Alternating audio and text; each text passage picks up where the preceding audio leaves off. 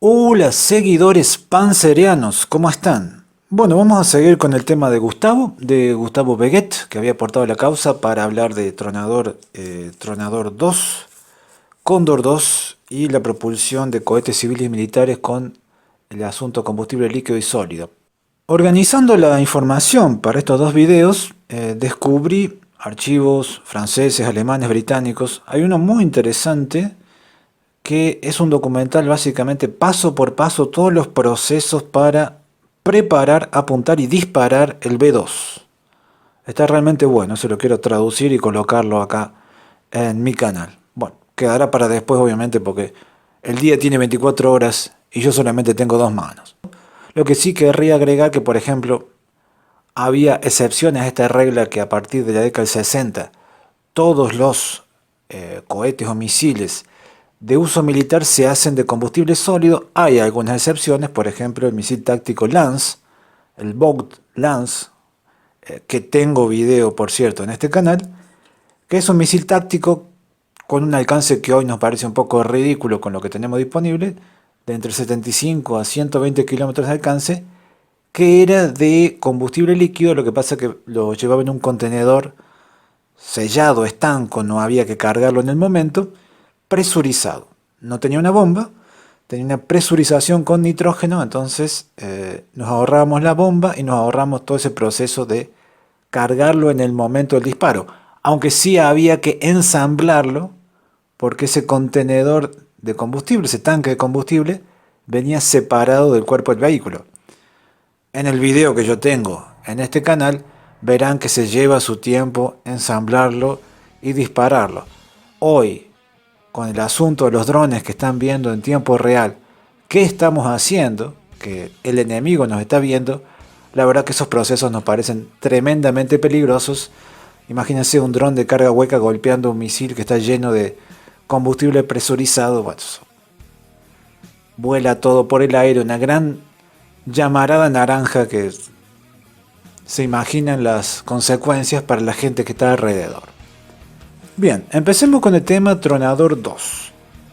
¿Qué es el Tronador 2 y luego el Tronador 3?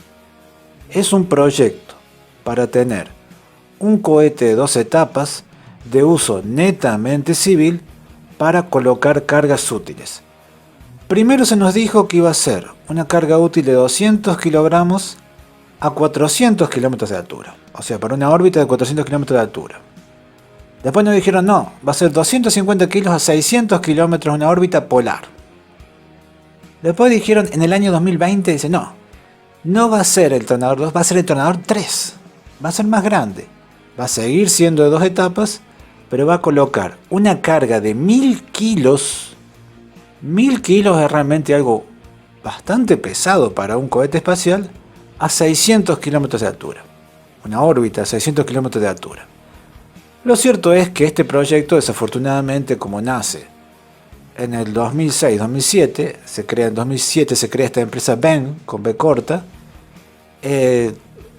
toma un cariz político para completar ya sea el Tronador 2, que supuestamente está abandonado, y el Tronador 3, se necesita una inversión por 10 años, o sea, si nació en 2007 sería 2007-2017, de entre el 0,3 y el 0,4 del PBI argentino total.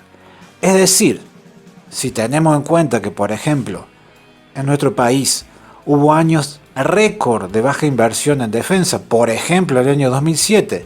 El año 2007 es el récord absoluto del kirchnerismo, el 0,48% en PBI destinado a defensa, o sea que solamente se pagaron sueldos. En 2007 solamente se pagaron sueldos, los barcos estaban en puerto, los aviones estaban en tierra y los camiones estaban sin frenos. Habría que crear una agencia independiente que maneje un presupuesto independiente, similar al presupuesto de defensa, para que el Tronador 2 o Tronador 3 sean exitosos, para que se logre este objetivo de tener un lanzador de satélites independiente. Ahora, si se lograra, que yo en 2014 dije que no se iba a lograr y definitivamente no se logró, la pregunta es, ¿para qué necesitamos un lanzador independiente cuando tenemos deberíamos tener otras prioridades. Por ejemplo, que el ejército no tenga helicópteros de 1970. Así que, estimado Gustavo, el Tronador 2 de 28 metros de altura y el Tronador 3 de 35 metros de altura son callejones sin salida porque no tenemos el presupuesto para llevarlos a cabo en tiempo y forma. Yo lo dije 2014, 2015, que esto era un proyecto que se usaba no como una solución técnica, sino como un proyecto propagandístico. De hecho, el kirchnerismo hizo una fiesta, básicamente. El Tronador 2 es un proyecto kirchnerista. Y los proyectos kirchneristas se basan en dos cosas. En generar propaganda, la propaganda es la publicidad de una idea política, y en generar dinero. Si yo contrato proveedores y esos proveedores cobran 3 veces más y reparten ese dinero entre quienes los contrató, bueno, ahí se genera ingresos para mi partido, para mi gente. Diciendo mi partido en el caso que yo fuera kirchnerista, que por supuesto soy uno de los más fervientes anti-kirchneristas de todo este planeta. Pero se entiende lo que significa. Es un proyecto que pasa a ser propagandístico. Si funciona o no funciona no importa. El kirchnerismo siempre puede decir que lo está desarrollando. El macrismo también lo hizo. No cambió absolutamente nada entre 2015 y 2019. Con el tema no cambió absolutamente nada. Macri y Vidal se sacaron fotos. Nadie tuvo el coraje de plantear que esto nunca se iba a completar. Bueno, nadie realmente conocido. Yo, que no me conoce nadie, lo dije en 2014. Después lo dije en 2015. Por supuesto la gente me hizo llover un montón de insultos. Pero cuando dije que en 2017 no iba a estar listo, y mucho menos en 2021, no erré ni un milímetro. Siempre dije lo correcto. Ahora vayamos pasando al tema Cóndor 2, que no era humo kirchnerista, en realidad era solidez militar. Bueno, para entender de dónde nace el Cóndor 2, tenemos que remontarnos no a la década del 80, sino a un tiempo bastante anterior, que sería la década del 60, mediados de esa década, particularmente durante la presidencia de Juan Carlos Onganía, el gobierno militar de Onganía, en el cual se empiezan a desarrollar vectores de lanzamiento de cargas útiles.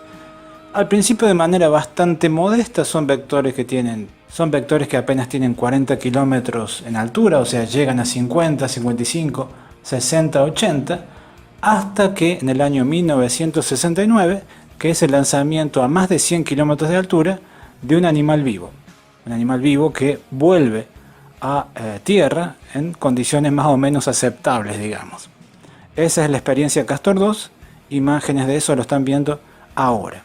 Debido al éxito de estos primeros vectores, la Fuerza Aérea se pone cada vez progresivamente un poco más, digamos, ambiciosa en los resultados que quiere obtener, y a finales de la década del 70 se proyecta un lanzador táctico, o sea, un vehículo táctico, con alcances que van desde los 400 a los 450 kilómetros, pero que el objetivo final es llegar a los 1000 kilómetros de alcance con una carga útil de al menos 1,4 o 1,5 toneladas. Es decir, 1500 kilos de explosivo, ya sea en una sola carga conformada perforante, carga de fragmentación, o también podría ser una carga útil en la forma de submuniciones, de bombetas de racimo.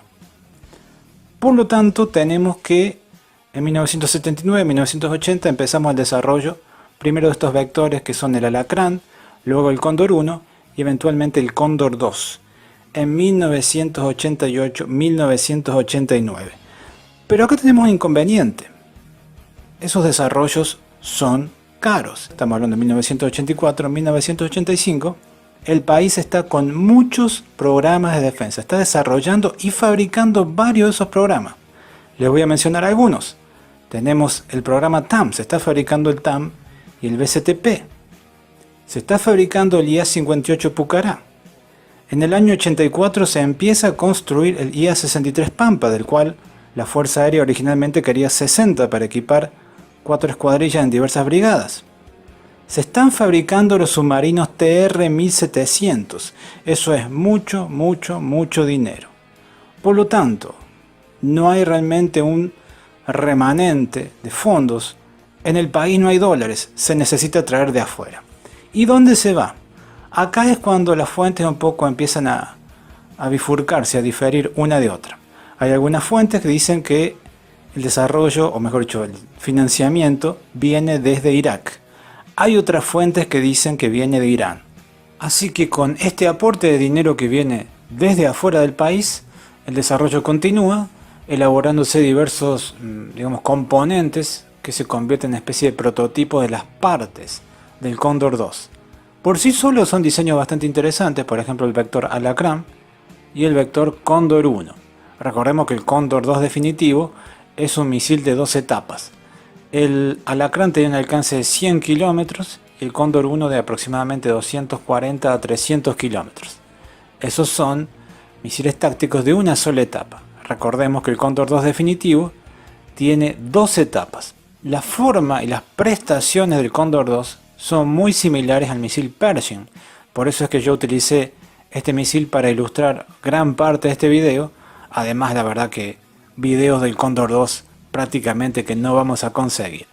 El misil Pershing, un misil táctico, también destinado no a lanzar cargas explosivas convencionales, a diferencia del Lance que podía utilizar cargas explosivas convencionales o nucleares, el misil Pershing siempre estuvo diseñado para cargas explosivas tácticas.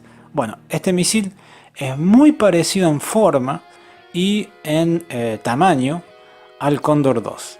Son, en el caso del Pershing 1, 600 kilómetros de alcance, después tenemos el Pershing 1A, 800 kilómetros de alcance, y luego la versión definitiva, Pershing 2, de 1500 kilómetros de alcance. Son lo que se llama, no son bajo ningún concepto misiles intercontinentales, pero sí ya cuando superamos los 1000 kilómetros tiene un alcance muy respetable, y en el caso del Pershing 2 fue una pesadilla, un dolor de cabeza para los soviéticos, para los comunistas, porque se desplegó a principios de la década de 1980 desde Alemania Federal y de ahí podía bombardear sin ningún problema varias ciudades de la Unión Soviética. Volviendo al desarrollo del Cóndor 2, se producen esos vectores que les acabo de explicar y en 1990 ya hay claramente una intención de que esto no va más, supuestamente hay muchas presiones del exterior, también hay mucho de un recorte profundo de varios programas de defensa que efectúan Carlos Menem, algo ya había recortado Alfonsín, pero lo cierto es que en mayo del año siguiente, es decir, abril-mayo de 1991, el diseño se cancela definitivamente. No solo que se cancela el Cóndor 2, y quiero mencionar, aunque este video no es de submarinos, también se cancela la fabricación de los TR-1700, la pareja que todavía se mantenía sin terminar, que se mantiene hasta la fecha de hoy, en lo que era Tandanor. Honestamente, creo que fue más desastroso que la cancelación del Cóndor 2, porque los submarinos verdaderamente los íbamos a usar todos los días, y el misil probablemente no lo hubiéramos usado nunca.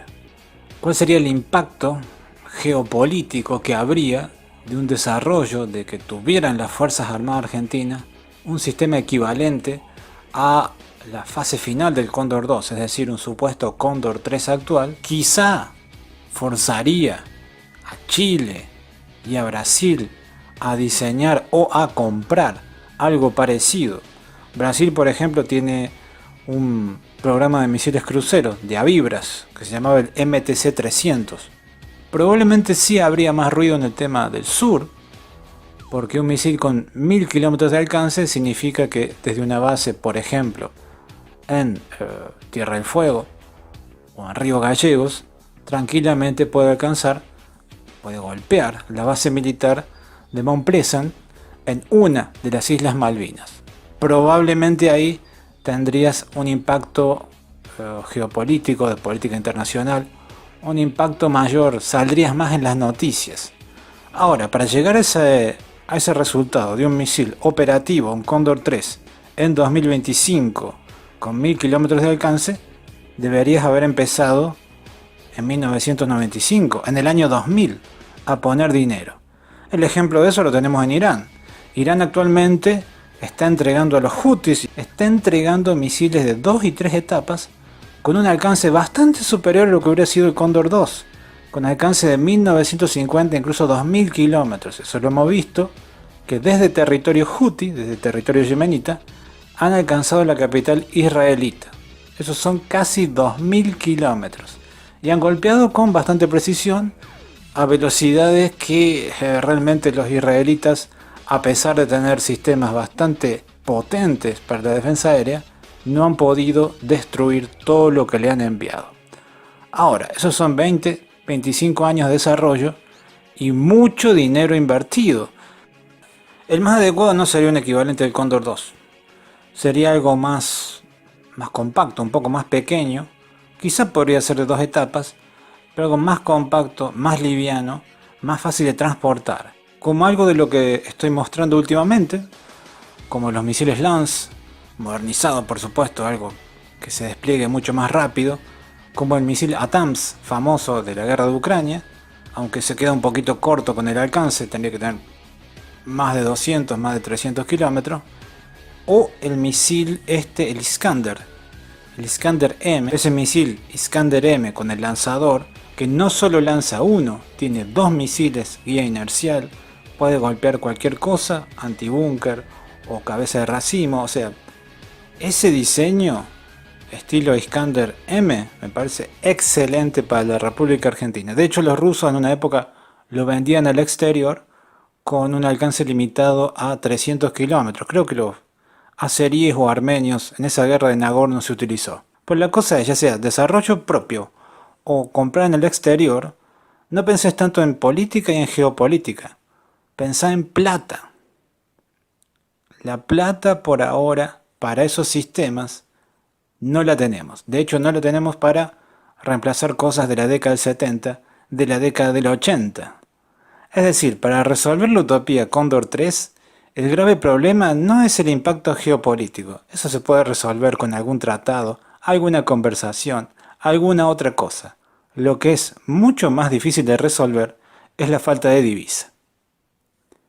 Yo me voy despidiendo. Sigan aportando a este canal para que existan más y mejores videos.